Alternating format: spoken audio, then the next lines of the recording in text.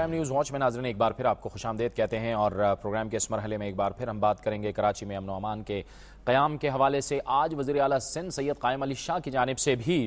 صوبائی وزیر داخلہ اور وفاقی وزیر داخلہ کے بیانات کے بعد ایک بیان سامنے آیا ہے جس میں وزیر اعلیٰ سندھ کہتے ہیں کہ جو کراچی میں آپریشن ہو رہا ہے انہیں بھی اس کا علم نہیں تھا اور رینجرز نے جو ان کے اختیارات دیے گئے ہیں اس کے تحت انہوں نے یہ آپریشن کیا ہے۔ اس کا پس منظر ہم جانیں گے۔ دنیا نیوز کے نمائندے رفیق بھٹو اس وقت ہمارے ساتھ ٹیلی فون لائن پر موجود ہیں۔ بہت شکریہ رفیق۔ یہ اب ظاہر ہے کہ جتنے بھی حکومتی آفیشلز تھے ان کے جو بیانات ہیں ان میں تسلسل سے آ گیا ہے، کیا بتایا آج وزیر اعلیٰ سندھ نے؟ جی، وزیر اعلیٰ سندھ نے آج شاہ عبداللطیف بھٹائی کے عرس کے موقع پر آج جو میڈیا سے بات چیت کی ہے اس میں یہ بات بالکل واضح طور پر سامنے آئی ہے کہ کراچی میں جو فقیر کالونی اورنگی ٹاؤن میں جو آپریشن ہوا تھا وہ رینجرز کا نے اپنے جو ان کو حاصل ڈسکریشنری اختیارات ہیں ان کے تحت کیا تھا اور اس کی اجازت کسی بھی فورم سے انہوں نے نہیں لی تھی۔ کل جو وفاقی وزیر داخلہ رحمان ملک اور وزیر داخلہ سندھ ڈاکٹر ذوالفقار مرزا نے جو بات کی تھی اب اس کے نتائج سامنے آئے ہیں کہ جی رینجرز نے اپنے طور پہ یہ کیا تھا اور آج اس کی تائید جو ہے وزیر اعلیٰ سندھ جو صوبے سندھ کے چیف ایگزیکٹو ہیں انہوں نے بھی اس بات کی تائید کر دی ہے۔ اچھا رفیق، ابھی صورتحال کیا ہے؟ اب جو سندھ کی جو اتحادی جماعتیں ہیں وہ اس وقت کیا سوچ رہی ہیں کراچی میں امن و امان کے قیام کے حوالے سے؟ ایک ایسی صورتحال میں کہ جب 26 جنوری کو آل پارٹیز کانفرنس بھی بلائی گئی ہے۔ جی، یہ پولیٹیکل جو پارٹیز ہیں سندھ کی نیچرلی انہوں نے اس بات پر کام کرنا شروع کر دیا ہے کہ جی کراچی میں یہ جو کئی روز سے ٹارگیٹ کلنگ، دہشت گردی اور پرتشدد کارروائیاں جو ہو رہی ہیں یہ کون کر رہا ہے، ان کے پیچھے پس پردہ کون سی قوتیں ہیں اور کن لوگوں کے انٹرسٹ ہیں کہ جی کراچی میں بدامنی رہے اور ان کے کون بینیفیشری ہوں گے۔ اس بات پر سنجیدگی سے غور کیا جا رہا ہے، جیسے کہ اب آپ نے خود کہا کہ جی 26 جنوری کو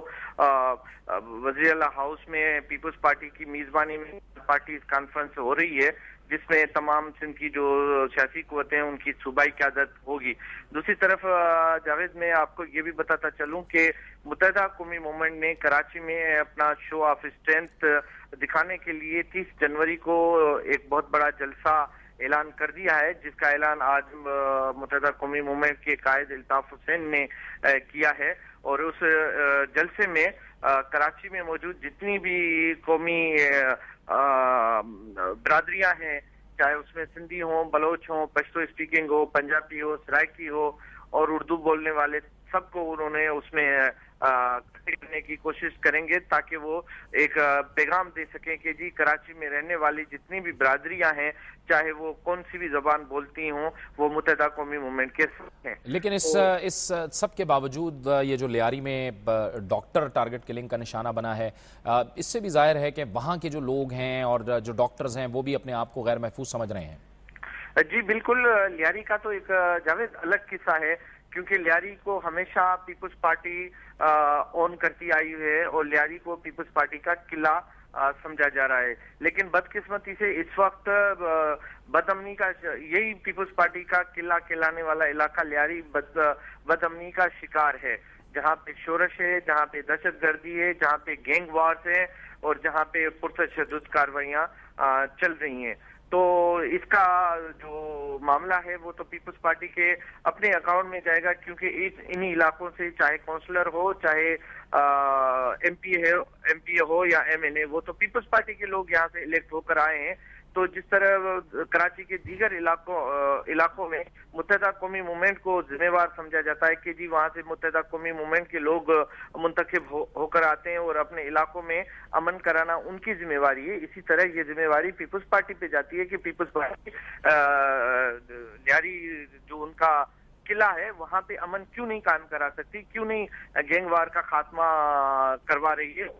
اور اگر نہیں کروا رہی ہے تو پھر پیپلز پارٹی کو ان خفیہ ہاتھوں کو بے نقاب کرنا ہوگا جو ان ساری چیزوں میں ہے اور وہاں پہ انتظامی رٹ جو ہے قائم کرنی ہوگی۔ بہت شکریہ رفیق بھٹو، ہمیں کراچی کی تازہ ترین صورتحال بتا رہے تھے۔ آج پاکستان مسلم لیگ قاف کی قیادت بھی پہنچی ہے کراچی۔ پاکستان مسلم لیگ قاف کے سربراہ چودھری شجاعت حسین اور سیکرٹری جنرل مشاہد حسین سید کراچی پہنچے ہیں اور آج انہوں نے میڈیا سے گفتگو کرتے ہوئے کراچی کی صورتحال پر تشویش کا اظہار کیا ہے۔ چودھری شجاعت حسین نے اپنے خیالات کا اظہار کچھ اس طرح سے کیا۔ یہاں پر ٹارگٹ کلنگ کے ذریعے مرنے والوں کو تو پتہ نہیں کہ وہ کیوں مارا جا رہا ہے، مارنے والے کو بھی پتہ نہیں کہ وہ کس کو مار رہا ہے اور کیوں مار رہا ہے، لیکن مروانے والوں کو پتہ ہے کہ وہ کیوں مار رہے ہیں اور کس لیے اور کس کو مار رہے ہیں۔ تو یہ مروانے والے جو ہے نا، ان کا پتہ کرنا بڑا لازم ہے کہ یہ کون ہے۔ باقی دو تو بیچارے ویسے ہی کچھ مار رہے ہیں، ان کو نہیں پتہ چلتا، مارنے والے کو ابھی کوئی پتہ نہیں ہوتا کہ میں کیوں مارنے آ رہا ہوں، وہ ویسے فائرنگ کر کے باہر چلا جاتا ہے، لیکن مروانے والے کا جو ہے وہ پتہ کرنا نہایت ہی ضروری ہے۔ 3 دن بعد ہم کسی نتیجے پہنچیں گے کہ یہاں پر کیا ہو رہا ہے، کون کرا رہا ہے، اور ہم ایمانداری کے ساتھ انشاءاللہ تعالیٰ قوم کو بتائیں گے کہ جو ہماری جو اسسمنٹ ہے، جو ہماری یہاں پر ہم نے انفارمیشن حاصل کی ہے۔ پاکستان مسلم لیگ ق کے سربراہ چودھری شجاعت حسین کراچی کی صورتحال پر تشویش کا اظہار کر رہے تھے۔ اب ہم بات کریں گے ڈیرہ اسماعیل خان میں بحالی کے کاموں کی۔ 6 ماہ گزر گئے ہیں، سیلاب وہاں پر آیا، تباہی مچا گیا، انفراسٹرکچر کو شدید نقصان پہنچایا، اور 6 ماہ گزر گئے، ابھی تک وہاں پر جو بنیادی انفراسٹرکچر ہے جس میں سڑکیں شامل ہیں، پل شامل ہیں، اس کی تعمیر ممکن نہیں ہو پائی ہے۔ اس حوالے سے مستنصر بلوچ نے ایک رپورٹ تیار کی ہے، آئیے آپ کو رپورٹ دکھاتے ہیں۔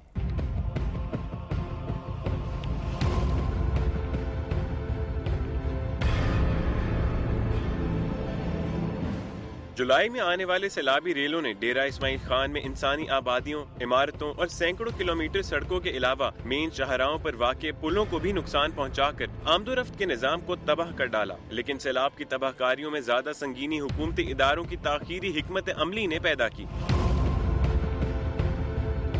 6 ماہ گزرنے کے باوجود متعلقہ ادارے متاثرہ پلوں کی مرمت و بحالی کا کام شروع ہی نہ کر سکے۔ ایگزیکٹو انجینئر CNW ہائی وے ڈویژن عصمت اللہ خان کا کہنا ہے کہ متاثرہ پلوں کی تعمیر و مرمت کے لیے 73 ملین روپے درکار ہیں، اور پلوں کی تعمیر و مرمت کے کام میں تاخیر کی وجہ فنڈز کی عدم دستیابی ہے۔ پریارٹی ادھر خود فکس کریں گے، یعنی یہ خیبر پختونخوا کے جتنے بھی برج ڈیمیج جو ہیں وہ پریارٹی کے مطابق پھر کنسلٹنٹ بھیجیں گے ہر ڈسٹرکٹ کو۔ ڈیرہ اسماعیل خان کو اسلام آباد سے ملانے والے مندرہ پل کے علاوہ ضلع بھر میں 6 مختلف پل ٹوٹ پھوٹ کا شکار ہیں، مگر حکومتی ادارے ہاتھ پہ ہاتھ دھرے اگلے سیلابی سیزن کا انتظار کر رہے ہیں۔ سیلابی ریلوں سے متاثر ہونے والی رابطہ پلوں کی تعمیر میں غیر معمولی تاخیر، جہاں ایک طرف سیلاب متاثرین کے معاشی مسائل میں مزید اضافے کا سبب ہے، تو دوسری طرف متعلقہ حکام کی غفلت کا بھی منہ بولتا ثبوت ہے۔ کیمرہ مین نعیم عباس کے ساتھ مستنصر بلوچ، دنیا نیوز، ڈیرہ اسماعیل خان۔ یہ تھا ہمارا آج کا پروگرام۔ اگر آپ کوئی رائے یا کامنٹ ہم تک بھیجنا چاہتے ہیں تو ہمیں لکھیے، ہمارا ای میل ایڈریس ہے nw@duniatv.tv۔ پروگرام نیوز واچ سے جاوید اقبال کو اجازت دیجیے، اللہ حافظ۔